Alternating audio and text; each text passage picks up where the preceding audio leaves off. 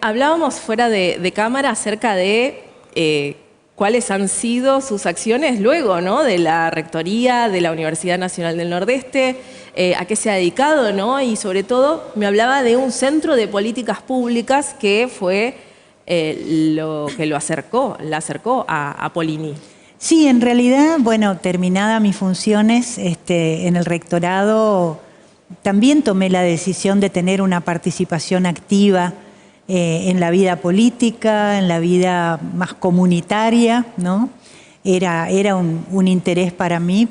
Y entonces recibí el ofrecimiento de Juan Carlos Pollini de crear este espacio, este Centro de Desarrollo de Políticas Públicas, y con él estuvimos trabajando y estamos trabajando desde ese tiempo en generar propuestas y iniciativas que pensemos que van a poder cambiar también el rumbo de la provincia del Chaco, ¿no? Así que eso me acercó, por supuesto, a esta candidatura que la recibí, digamos, también sabiendo que esto es producto de una decisión colectiva y también de un acuerdo interno dentro de la línea de Juntos por el Cambio, de que yo pudiera ocupar ese lugar, ¿no? Siempre he priorizado mucho el consenso y yo no quería ser una persona que generara, digamos,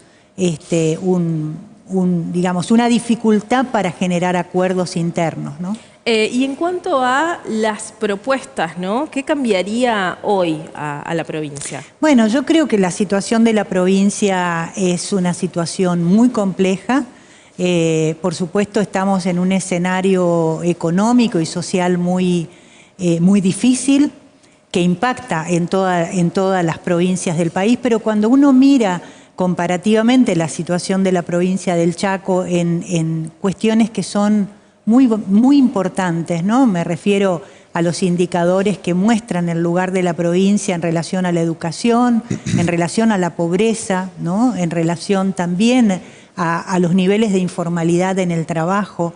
Yo creo que hay temas que son realmente de gestión pública que deben fortalecerse.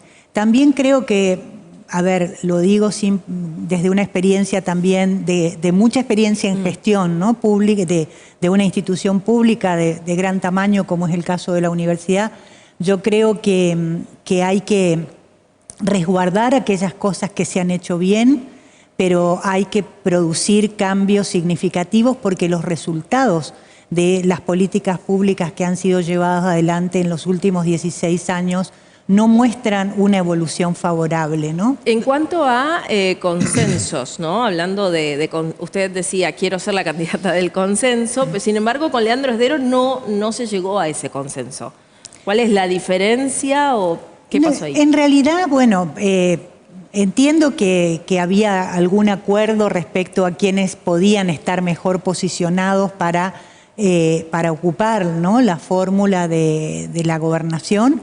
Eso digamos, las estadísticas han dado, las encuestas, perdón, han dado mucha paridad en la situación de los dos candidatos y creo que eso es lo que ha dificultado un acuerdo interno. Pero yo creo que, a ver, el radicalismo y las fuerzas que están vinculadas a esta coalición tienen una larga experiencia, digamos, en el juego democrático, con lo cual tampoco pienso que está mal que sea la ciudadanía quien decida, ¿no?, quienes tienen las mejores condiciones para llevar adelante una propuesta de política y de gobierno para la provincia del Chaco. Ahora, Delfina, justamente varios precandidatos pasaron por acá y le preguntamos lo mismo y ninguno supo responder muy bien.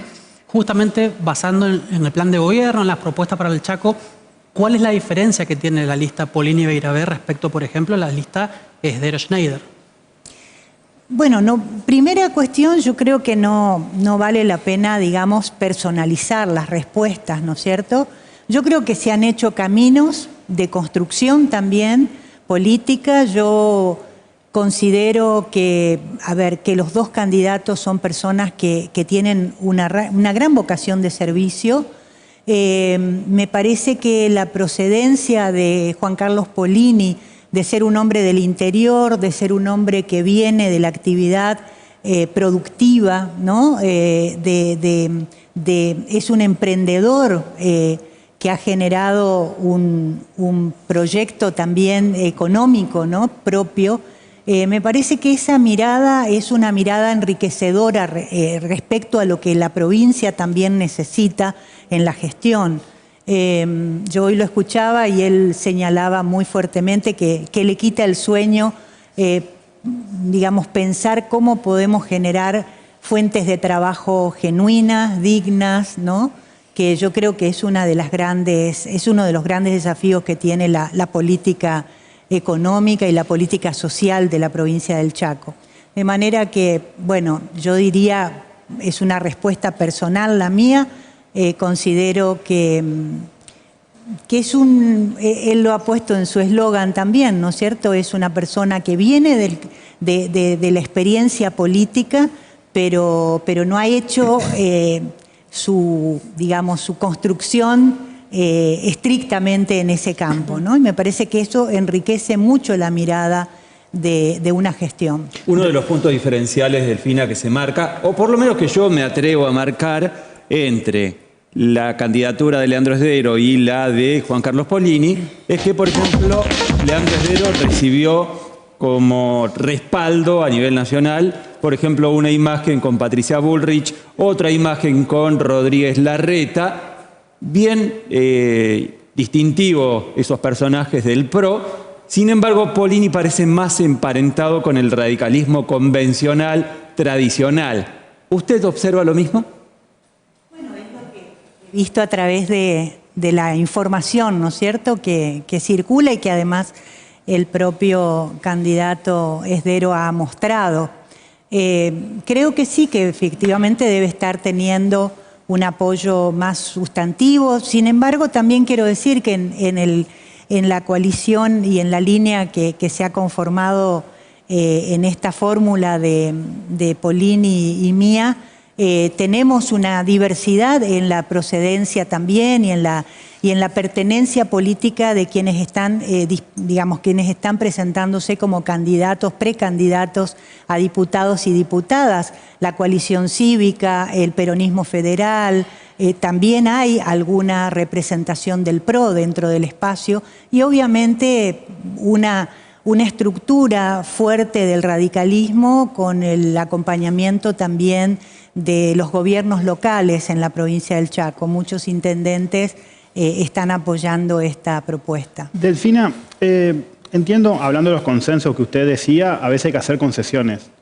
pero justo el partido en el cual, o el frente en el que usted está por ahí, fue el que definió o argumentó que había que cerrar universidades, que había muchas universidades.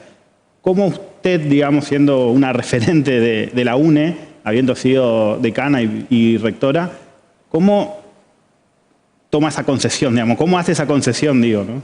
Bueno, primero nunca hice esa concesión, se imaginarán, en esas declaraciones públicas que son tristemente transmitidas, ¿no?, por algunos sectores que piensan, ¿no es cierto?, que la creación de universidades es un acto, digamos, no es una inversión. Nosotros hemos estado siempre, yo he tenido una participación muy activa también dentro del Consejo Interuniversitario Nacional, que nuclea a las más de 60 universidades públicas de Argentina, de manera que nosotros siempre nos hemos manifestado en contra de esa visión. Lo que sí creo que tenemos que señalar es que la expansión del sistema universitario, la expansión del sistema educativo, siempre tiene que estar orientada por un criterio de planificación, ¿no? Y en ese sentido también yo debo decir que cuando uno mira el mapeo de la ubicación de las universidades públicas, la provincia de Buenos Aires tiene más de 30 universidades nacionales en su territorio, ¿no? Lo cual, a ver, obviamente no vamos a hacer análisis de relaciones de población, que obviamente justifica eso, ¿no es cierto? Sí, pero Chaco tiene 3 y digo, Chaco tiene 3 en su territorio y no casualmente, digo, por el acuerdo o por la coalición en la cual usted está, digamos. El radicalismo apoyó claramente la creación de la Universidad del Chaco Austral. Quiero decirlo, no sé si digamos, se le escapa ese dato, pero es así. El radicalismo apoyó claramente.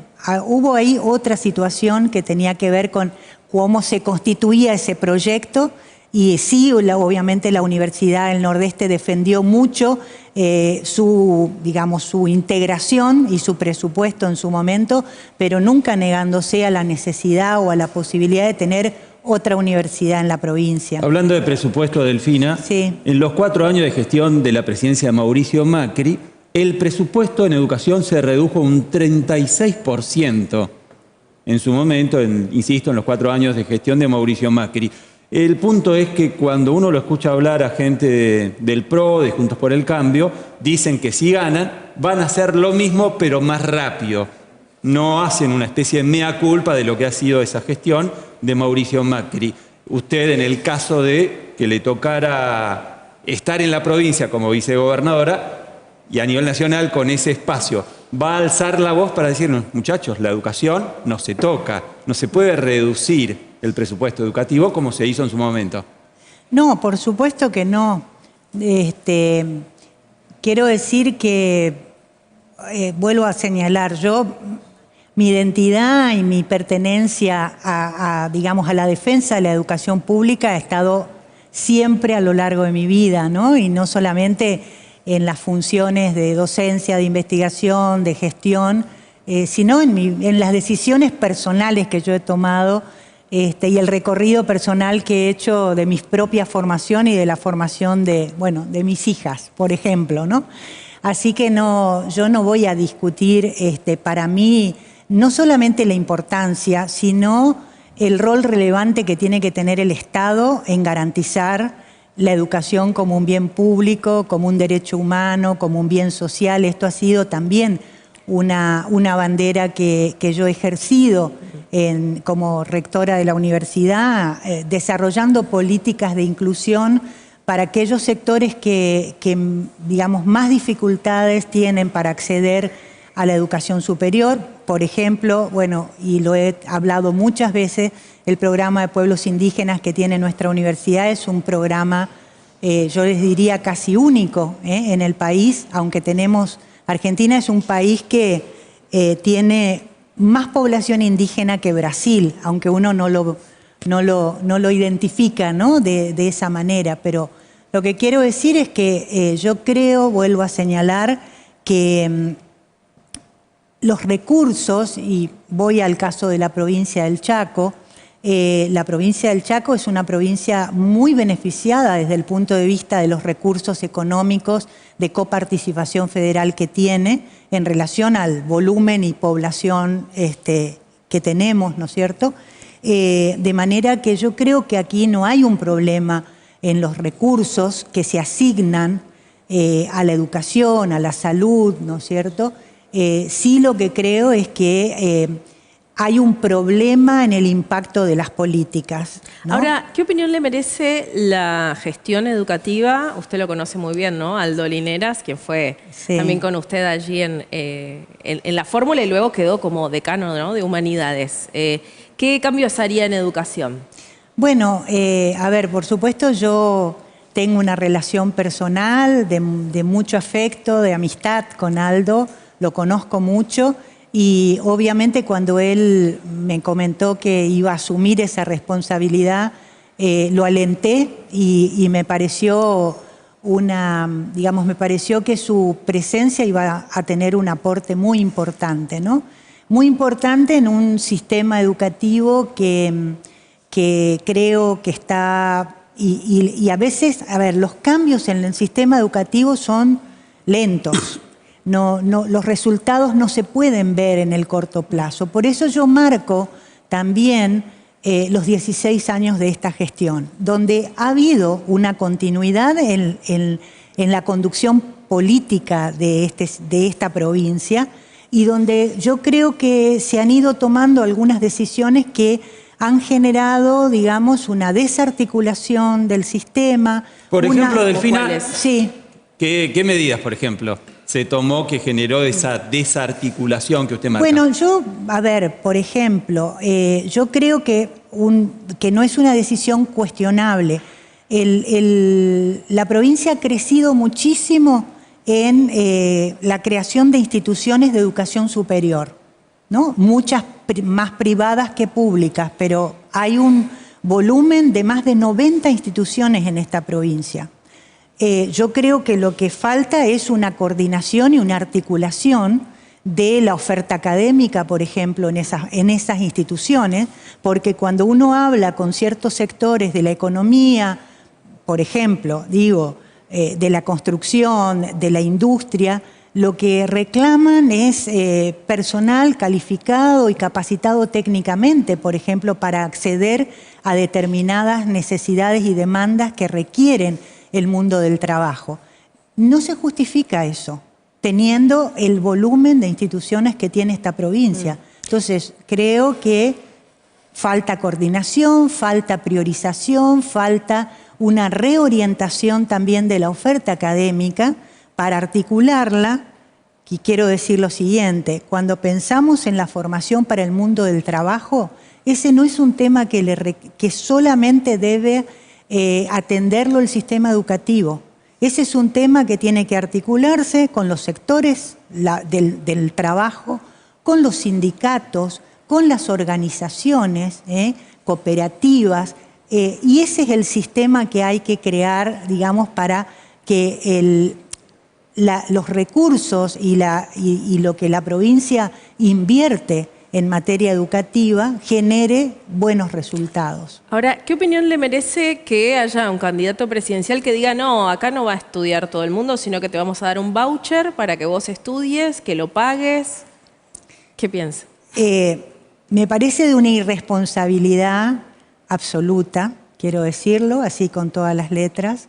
Me parece que además está basándose en ninguna experiencia exitosa que se conozca.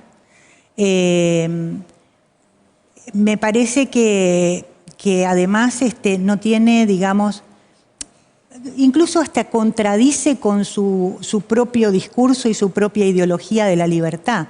No hay nada más constructivo para la autonomía, ¿no? de las personas y de los grupos y de los sectores sociales que la educación.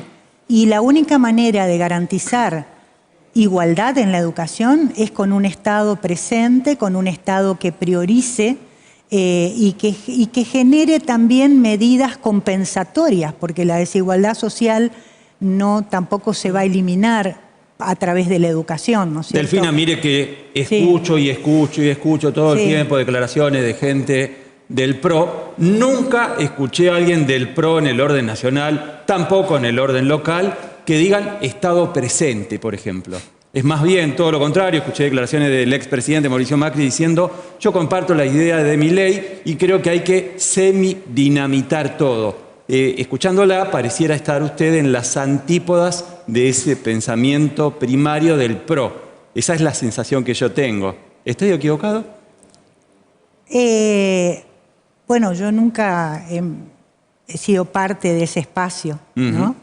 Nos queda claro, ¿eh? Claro, yo no he sido nunca parte de ese espacio, soy parte del radicalismo, que es un partido también democrático, progresista, que ha establecido y ha generado la reforma universitaria, ¿no? Que ha marcado un horizonte identitario para la universidad pública de América Latina y de otros países. Así que bueno, de cualquier manera, yo quiero decir que yo creo que la situación que tiene nuestro país requiere de la construcción de un amplio consenso. En eso sí estoy convencida. Y creo que ese consenso hay que construirlo con acuerdos respecto a políticas que no pueden ser cortoplacistas y coyunturales. Creo que lo que está atravesando hoy la política en nuestro país tiene que ver con esas dos características. Hay un pensamiento, digamos, de inmediatez, ¿no? Y las acciones muchas veces de la política tienen que ver con esa inmediatez. Y yo creo que, bueno, digamos, los resultados están a la vista. Delfina, sí. Siendo un poquito más incisivo que Roberto, en un eventual balotaje Milei frente de todos, ¿qué postura debería tomar el radicalismo? ¿Cómo? En un eventual balotaje Milei frente de todos, o La Libertad Avanza frente de todos, ¿qué postura debiera tomar el radicalismo? No quiero imaginar ese escenario. La verdad. Pero no debería ser tan difícil, Delfina, ¿eh? Alguien que dice vamos a dolarizar la economía, quemar el Banco Central, voucher educativo, vamos a vender, permitir vender órganos, hasta duda de si se debe o no permitir la venta de bebés. O del otro lado, me parece no debería ser tan difícil, me parece. Uno supone.